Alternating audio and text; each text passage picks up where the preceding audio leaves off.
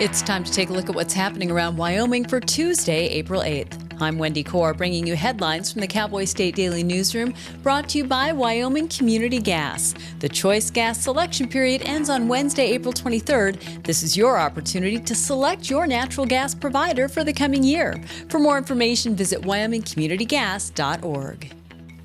Speed and alcohol may have played a role in the two-crash incident that claimed the life of a Good Samaritan who stopped to help a disabled motorist on Highway 130 between Laramie and Centennial in southern Wyoming. 18-year-old Regan Schaefer, a student at WyoTech in Laramie, had stopped to assist the driver of a Ford F-150 that was involved in a single-vehicle crash the evening of March 23rd. A second F-150 headed west toward Centennial T-boned into the crashed truck a little after 10:30 p.m., striking Schaefer and killing him at the scene. Now, Cowboy State Daily's David Madison reports that the 18-year-old driver of the truck involved in the initial crash is being charged with driving while under the influence, but the driver of the truck that killed Schaefer is facing no charges. The other 18-year-old driver, who was apparently traveling at a high rate of speed on Highway 130, lost control when he entered a bridge, pinballed off of both sides of the bridge, and then spun and stopped perpendicular to traffic. Regan arrived at the scene. How and why he was there is still unclear. He gets out of his vehicle, goes to the driver's side of the crashed F-150, and is apparently trying to assist the driver when another F-150 coming westbound on a snowy night. Highway Patrol said visibility was terrible. There's no lighting on the roadway. And this driver, a 49-year-old from Centennial, basically T-bones into the disabled F-150, and Regan is in the wrong place at the wrong time and loses his life there.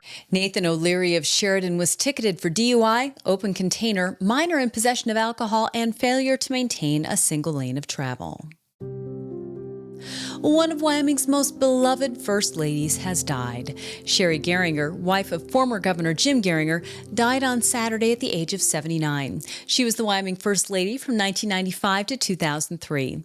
Cowboy State Daily's Leah Wolfson spoke to several people who remembered Garinger as quiet and classy. Mary Kay Hill was the campaign manager for Garinger's 1994 campaign, and she said that Sherry Garinger was a classy lady who just did things in a right way. She really spearheaded reading literacy and also trying to improve breast cancer awareness as well, trying to get more women to get mammograms in the 1990s, which was a time that they were much more rare and rarely sought out than they are today. And she was just kind of a quiet presence behind the Garinger administration that was still very important and serving a role. Garinger is the first Wyoming First Lady to die since Martha Hansen in 2011. Garinger had been battling an extended illness for a number of years.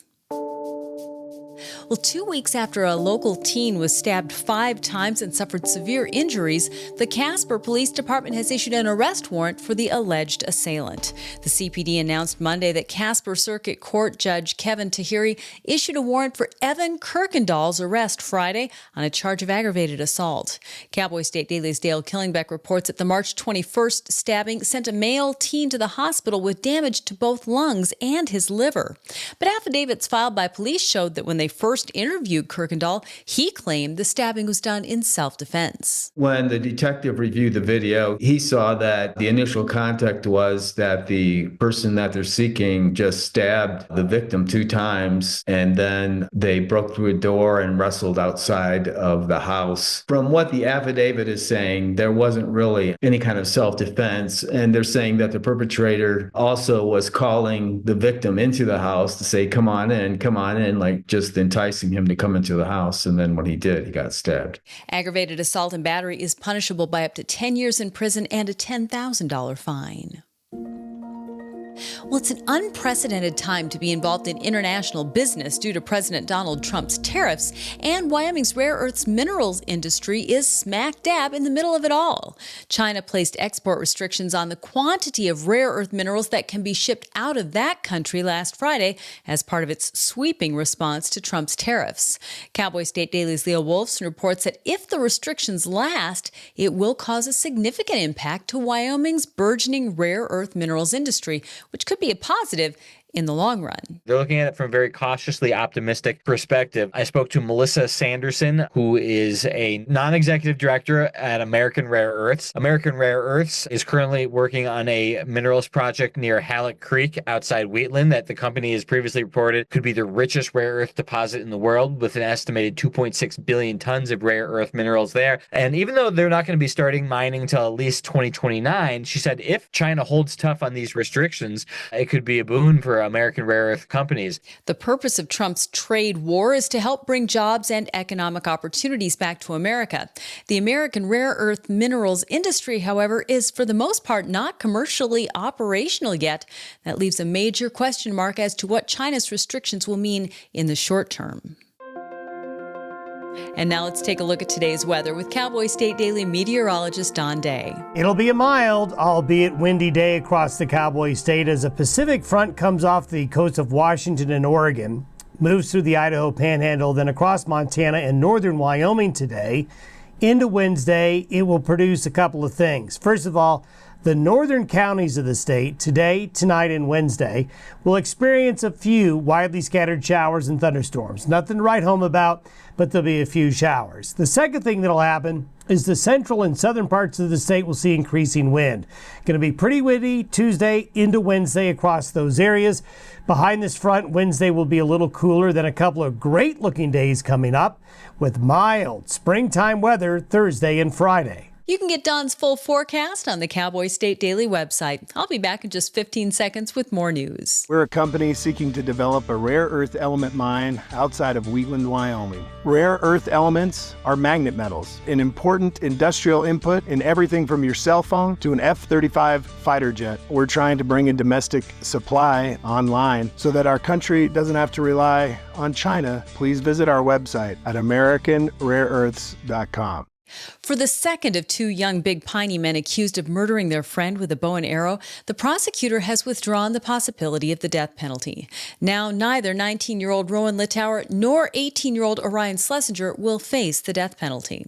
But Cowboy State Daily's Claire McFarland reports that both could still face life in prison if convicted of first-degree murder and conspiring to commit first-degree murder, respectively, in the February 2nd death of 23-year-old Big Piney man Dakota Farley. Last month, Clayton Milinkovich, the Sublette County attorney, said for Orion Schlesinger, who was charged with conspiracy to commit murder, like, okay, we're not doing this. The jury probably wouldn't call for death, and the public defender's office is in crisis across the state with the shortages. He reiterated the point on Monday with Rowan Littauer, who's actually accused of pulling the bow, firing the arrow that killed Dakota Farley. He said, we probably won't get that call because in Wyoming, it's the jury that has to make the call. It's 12 normal people from off the street that are asked, okay, you found him guilty, but do you want us to execute him? And when it really hits and it's time for them to make that call, it's a little harder. Schlesinger is accused, alongside Littauer, of conspiring to commit first-degree murder on claims that Schlesinger plotted the murder with Littauer.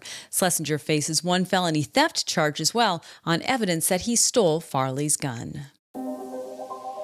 Well, between July 2023 and July 2024, the population of Washakie County fell by 1%, part of a longer-term drop-off since its 1980 peak at nearly 9,500 residents. Worland is the seat of Washakie County, one of 11 rural counties in the state whose numbers are in decline. That's according to recent U.S. Census data.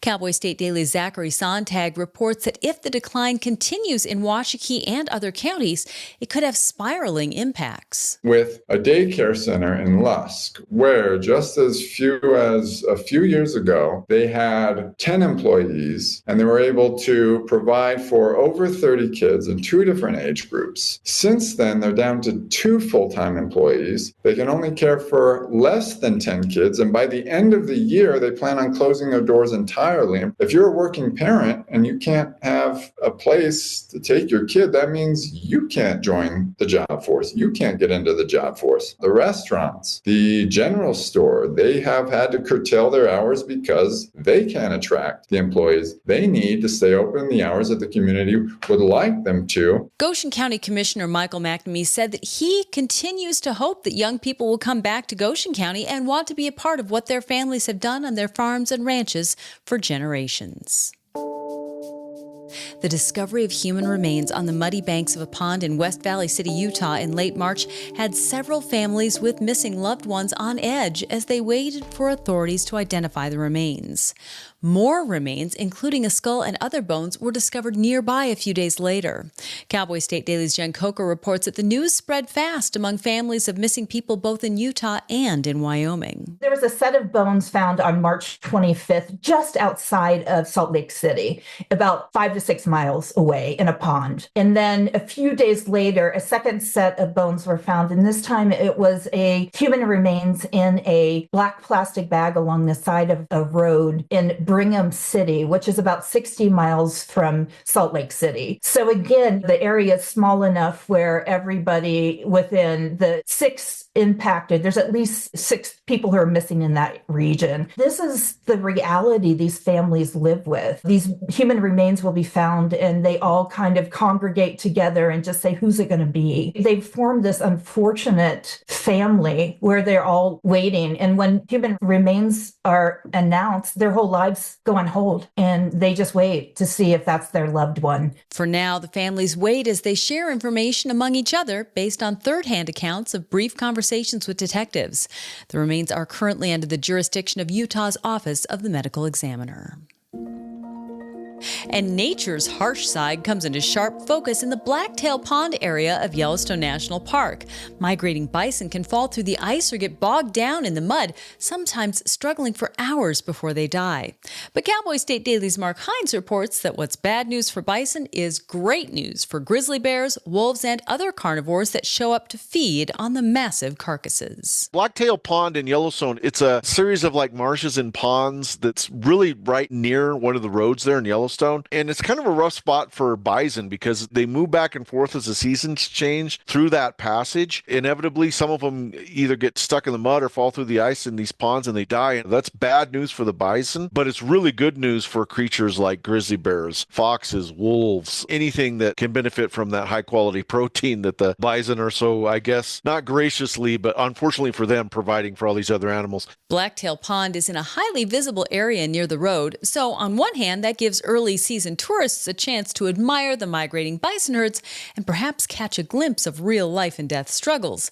On the other hand, that can draw hungry grizzlies looking for a meal of bison meat uncomfortably close to crowds. And that's today's news. Get your free digital subscription to Wyoming's only statewide newspaper by hitting the daily newsletter button on cowboystatedaily.com. And you can watch this newscast every day by clicking subscribe on our YouTube channel or listen to us on your favorite podcast app. Thanks for tuning in. I'm Wendy Corr for Cowboy State Daily.